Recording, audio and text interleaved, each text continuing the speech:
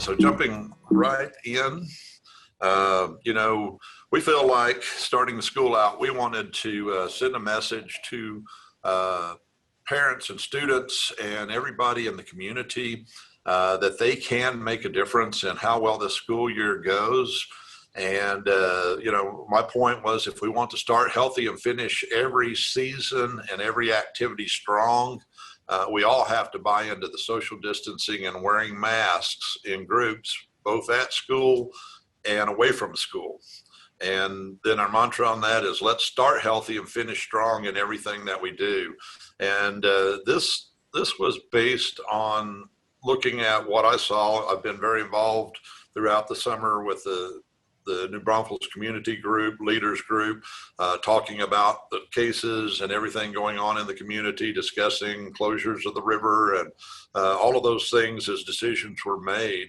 And one of the things that we very rapidly became aware of was that Memorial Day weekend was a real telltale sign for New Braunfels, because we had huge crowds of people who flocked here who did not social distance. And in my opinion, that is what really put New Braunfels behind the 8 ball during the summer. And again, being very cognizant of our restaurants and everybody who benefits from that. And if we didn't have that, they wouldn't have had a season at all this year. But in thinking that away, our schools were very well disinfected and cleaned and ready to go. So if we keep the disease, keep COVID-19 out of the school as much as we can, then we're going to have a lot healthier year going forward and be able to finish strong. And the CDC guidelines and some of those things are very difficult for us because, number one, they've changed constantly during the summer. So we would communicate one thing, and the next week we were having to communicate something new, which is frustrating.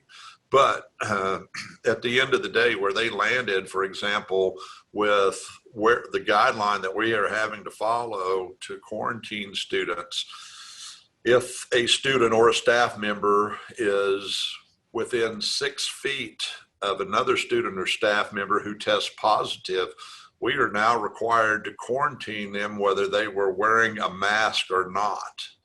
And that made it real difficult. We at first were told that 6 feet with a mask, they would not have to quarantine. And we communicated that to parents, and then CDC changed that on us. So that made it a lot more challenging, but it's very, very important because our kids are coming into mass gatherings when they come into our campuses that they take care of themselves outside of school also. But moving on from there, we established a roadmap to reopening plan. It's on our webpage at www.nbisd.org. You can go out there and read the entire plan. Don't recommend you do that unless you have questions, but it's a fairly lengthy plan. But this was required by the Texas Education Agency of all districts, and we had to have that plan up at least 1 week before school started. And we got ours out there, the original draft, about 3 weeks before school started. But basically covers pretty much everything we're doing in reopening. We are following the calendar that was approved by the board in 2020, 2021 calendar for this year.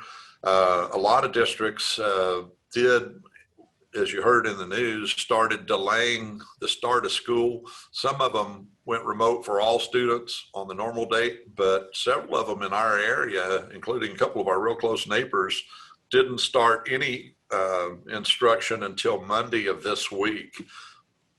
And that has been a challenge for a lot of us too, because if you have kids who move, and of course, in our district, if they just move across the street, they'll end up in Comal ISD, and they open a day after us.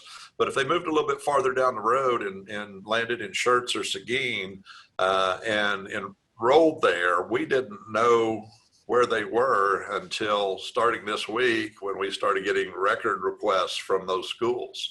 So all of that has really changed up how we're tracking kids for the year compared to what we normally do. We started instruction August 24th. And we're providing both on-campus and remote instruction to all students in our district, not both to all, but any student in our district has a choice of either being on campus or being in remote instruction. And as of 8/31/20, our enrollment breakdown was 3,546 remote, or about 38%, over 5,700 on campus, or 62% of the kids. And our total enrollment was 9,255 students on the 31st. And I will tell you again, we're having to track 2 different sets of students in all of our student information systems. So normally I get those enrollment numbers, right at the end of the day every day, and I'm putting them into a spreadsheet that I'm tracking long-term enrollment growth. But we've had some real challenges getting our student information system to really keep track of that the way we normally do. But that's our breakdown on August 31st. And so starting out with on-campus instruction, what that looks like and how it's different for this school year than it was last school year and past school years is that we're on a AB block schedule. And we did that to reduce the number of passing periods in the hallways by 3 each day at those middle schools and high schools. Every time you ring a bell and kids go smorgasbord from one classroom to their next class, they're not all going from math to English to science to social studies. They're going to athletics, band, choir. And so kids are passing all different directions. And the more times you do that, the more exposure you have if you had a kid who tested positive, or the chances for exposure. And also at those buildings, we've created kind of one-way streets where traffic is supposed to flow one way on the right, one way on the left. That is a real challenge still, even with the number of students we have at those campuses, but we're trying to make that effective, and administrators are working diligently in doing that. The curriculum at the on-campus instruction is taught as normal, with the exception of the classes being 90 minutes long each day. They go to A classes one day, B classes the next day, and those classes are 90 minutes long. If a student at a campus has to be quarantined, they can move to remote learning with their regular teachers immediately. So if we have a student who notifies us that they've been in close contact with someone else outside the school or in the school that is tested positive, they are quarantined. And as soon as they get home, they can start coming back into their classroom at the school via the iPad and do remote learning. So we're very, very smooth on the transition back and forth if we need to do that. If a teacher has to be quarantined but does not become ill, so a teacher is exposed to a student that was positive, for example, the teacher has to be quarantined. They don't get the symptoms. They don't get ill. They immediately can start teaching their classes remotely from home. And so again, what we want is a very, very smooth transition, because we anticipate that there will be a lot of quarantines through the year, something that we're just going to have to wrap our head around and deal with. But we want a very smooth transition so kids don't miss out on learning. So we have the ability to make that happen. In that case, well, let me give you a quick example. In a classroom, if we had a student that has tested positive, when we're made aware of that positive test, we go back to each classroom that student's in. If they're at the high school or middle school, that's going to be 3 classrooms or 4 classrooms a day. We go back to that classroom. Every student is seated by a seating chart. So we know exactly where that student was sitting in the classroom. And then we look at the desk placement, and any desk that was within 6 feet of that student's desk, those students then have to be quarantined. If the teacher spent 15 minutes or more within 6 feet of that student, the teacher would have to be quarantined. So based on that, we've, as a district, just hired, and she started yesterday, a brand new LVN who is, her only duty is tracking and tracing in these COVID cases. So the minute we are aware that a student's positive, this LVN goes in, gets the seating charts, locates that student, and all the students there that were within 6 feet during the class period, we immediately move them to a quarantine area, usually the gym or cafeteria, depending on what time of day it is. Have parents pick them up, clean those areas, and keep going. And so, again, if a student becomes ill in the classroom, we're not quarantining the entire classroom. We're quarantining those students who are within 6 feet for more than 15 minutes during that day. So again, it makes it very, very challenging to track it, but I think we're doing an excellent job with that. We've had some students who have been quarantined at some campuses and some staff, and that transition's been very smooth when it's happened. If a significant number of students and or staff have to be quarantined at one time, possibly a classroom, they're doing group activities or something, and we determine that the majority of the class needs to be quarantined, or the entire class needs to be quarantined, we can do that. Or again, if we have significant exposure at a campus, we can close that campus. The state did give us guidelines. TEA, Texas Education Agency, gave us guidelines that we cannot close a campus for more than 7 days. So that 7 days is to deep clean and disinfect. And you'll see a little farther down in some of our safety protocols that we do a deep cleaning with standard cleaning products that we always use. And then we disinfect with a hospital grade disinfectant using the foggers. You've seen them on TV where people are wearing hazmat suits and they're fogging. The hazmat suits is not to protect the people from the fog. I don't want people to worry about the disinfectant. It's to protect that person from any airborne particles of COVID in the room. But we have those foggers at every campus, and we're able to go in and hospital grade disinfect any place that a student may have exposed on our campus. When this happens, let's say we have to close a classroom or a campus for 1 week, those students may move to remote learning with their teachers during that closure. So the teachers and students both go remote during that time period while we're doing deep cleaning. And yes, we can clean those facilities and bring them back in 1 or 2 days if that's possible. In our situation, that's should be completely possible with the number of sanitizers we have to get in and clean areas and bring them back as quickly as possible. On-campus learners may move to remote instruction at the beginning of any grading period. Again, this was a Texas Education Agency guideline. And so if they're on campus, started on campus, and during this 9 weeks, they feel like it's not safe or they have concerns for their health and safety, at the end of 9 weeks, they can go to remote instruction. And on the next slide, you'll see that remote learners can also come back to on-campus instruction at the end of a grading period also. And the reason that we do it at the end of a grading period is that we're absolutely trying to monitor class sizes and make sure that we're not putting too many kids in some classes. We monitor that during a normal year. It gets very, very difficult when you got kids transitioning in and out. And we absolutely, as we staffed our elementaries and placed elementary students this year, we tried to decrease the number of students that we normally have in there so that there's room for those remote learners when they come back, that they'll have a space at their regular campus. We cannot absolutely guarantee that there will be a seat for them at their campus, but we're doing everything we can to make sure that they have an opportunity. If they return to on campus, it will be at their normal campus that they normally attend. So remote instruction, our students are being taught asynchronously.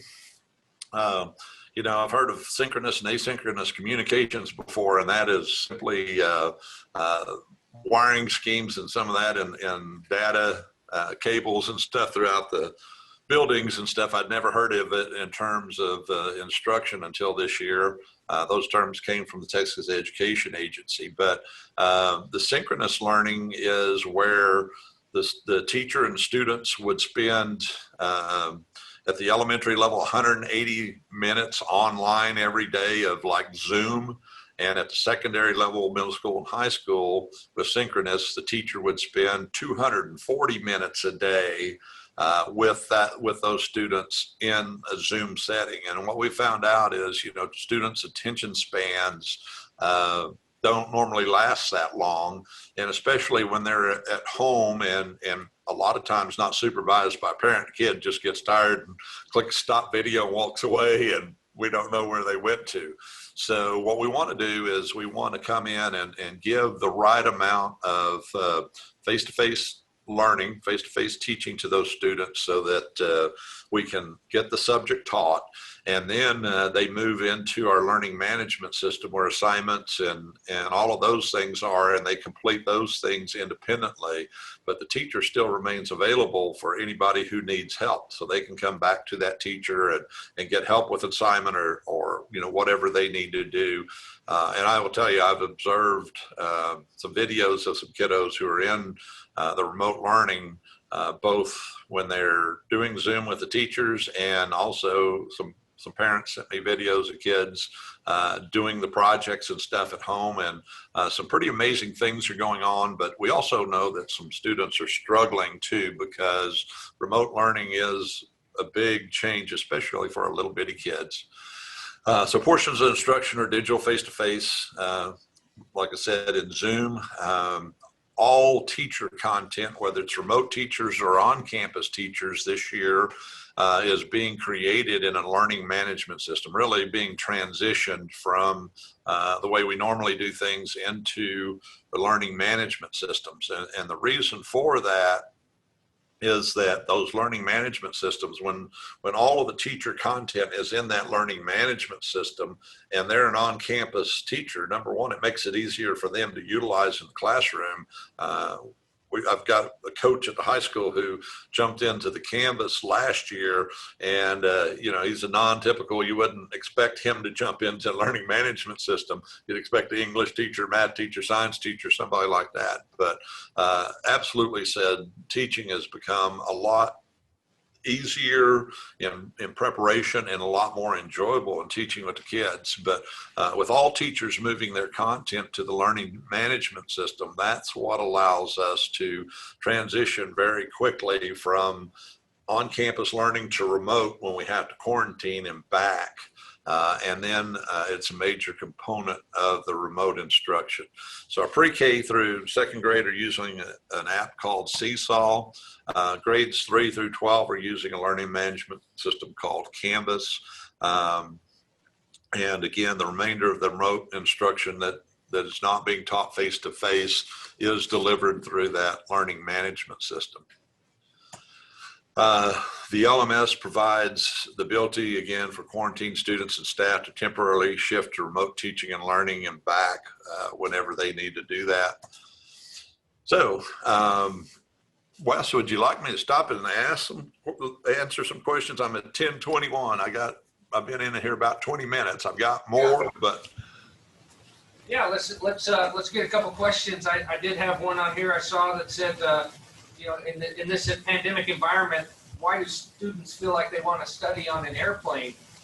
Because they want a higher education. I get it. Okay. Yeah, that was just my own question. There was a question, a serious question on how many cases has NBISD seen? And as I listened to you talk through the 6 feet, 15 minutes at a time and then quarantining, I can tell you that's identical to what the local businesses are doing, and have found, many businesses have found, hey, that works just perfect. So the CDC guideline works there. We all know there's going to be cases, but can you tell us what the case count looks like with NBISD right now? Yes, absolutely. If you go out, and I'll just let y'all know, you can go out to our main web page, and there is a district dashboard that we have out there, and you can view it at any point during the day or anytime you want to. But right now, district-wide, we have 3 positive cases. We've got 77 that are symptomatic, and we've got 55 that were exposed to a person who tested positive. And are those exposures on campus, or could that also be a home exposure Well, that somebody then gave you? Told you? So far, I'm going to knock on wood, with our students, those exposures all have been outside of school. One, with the staff, we had one campus, and again, we are protecting people's private information. We're not able to tell too much, because if we do, you figure out who they are. But we had one campus where our entire custodial staff had to be quarantined since school started. That really becomes a challenge. But there was one person who was exposed outside of school, and then tested positive, and so we had to quarantine all the other staff, because when they eat lunch together, they were not socially distanced. And so that's really the only exposure at school, and none of the others tested positive. They were just exposed to the one who did, and that person got it from outside of the school. Okay, great.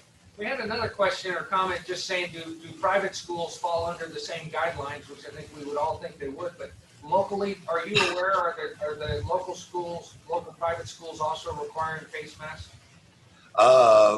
Well, I will tell you, I don't know what the requirement is in face masks, but I will tell you that we were absolutely shocked that private schools are not under a lot of the same guidelines we are. I'm trying to think back. It's their business, not mine. So when I heard about it, I went, wow, that's kind of different. But, well, I'll tell you the big one. All of you are familiar with San Antonio and Bexar County issuing remote only order. So all of the Bexar County schools started remote only, and that was a county order. But the private schools, because of separation in church and state, are not bound to county orders like that. And so all of the Bexar County private schools could start in-person instruction, and the rest of the districts were held back from starting on campus. And that makes it kind of an unfair playing field. If a parent really wants their kid on campus in Bexar County, they have the opportunity to move them to a private school, and the competition becomes a little unfair from that perspective. But I will tell you this, Wes, too, is that as far as I am concerned as superintendent, I support our private schools 100%. And I had some parents inquire of me during the parent Zooms, what about if I choose to transfer my child to the private school, and this is let me help you. If you want to do that, get in touch with the campus. Let's get the records. Let's get them over there, because I absolutely believe in parent choice. And saying that, I don't believe in the tax dollars following parents to private schools, and that's a whole nother subject. But I want every parent to have their child in the education. All right, Randy, can you hear me? Yes, I can. Can you hear me? Okay, we lost you for a minute there. I don't know if the whole group was lost or if it was just us. So Yeah, it said leader ended meeting or whatever. I'm sorry about that, Randy. We didn't mean to do that. We're right. I didn't know I offended you. I'm sorry. I love what you're saying. So when I lost you, we had just said a few things about the private school, so I appreciate that. You mentioned earlier that 38% of the students were remote right now. Have you seen that some of those kids are ready to come back, or maybe the parents are ready to have them come back after a week or so at home? Quite a few of them.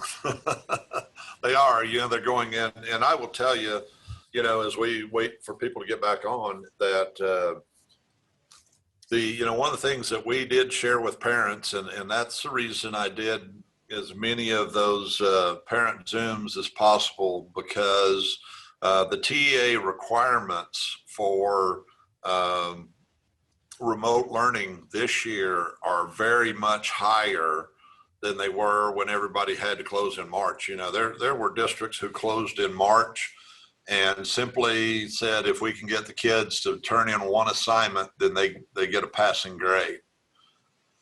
And, you know, I'm very, very proud of our district for having the technology and the ability to move remote. We know that there's some kids who, even though they got their iPads and they checked in with us once or twice, who checked out and we couldn't get them back on. But the changes that TEA has for this year is that every district that's doing remote learning has to cover all of the Texas essential knowledge and skills. So we have to teach to the same level at remote than that we do in the classroom. And I absolutely agree with that mantra, because you don't want those kids who are remote being left behind by those who are on campus, or, you know, just being left behind in general, not comparing the kids.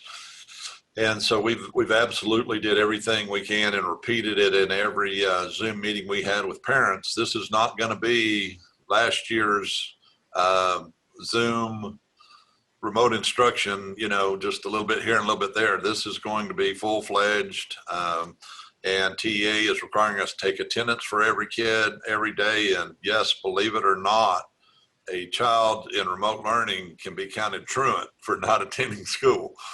And so we're having to go all the way through those levels with attendance. You know, we are taking attendance every day. And also the 90% rule comes into place, because if the kids are not in attendance in a regular year 90% of the days, then they do not pass to the next grade level at elementary, or they do not get credit for their classes if they're middle and high school students. And so there's a lot on the line for those kiddos and those parents, and that is the reason we communicated it multiple times up front. And there are a lot of parents going, you're right, it was more difficult than we thought. We're ready to come back. And we're getting pretty close to opening that process back up, where they can tell us they're ready to come back at the end of the 9 weeks, because really this is an 8-week period. Okay, we have one last question here. This is from Hugh. Thank you, Hugh. And sorry for that glitch earlier that we had where we dropped it. But it says, has NBISD had students who've been difficult to contact and re-engage with? Seeing that as an experience in some San Antonio school districts. That has been a problem, and I will tell you this. Here's just a couple of examples of that. Again, as you and I discussed maybe before we really started the meeting earlier, that some school districts like Seguin and Church just started school in any fashion this week. You know, they postponed the whole start of school. And so, you know, every year the state of Texas has about a 16% mobility rate in their student population.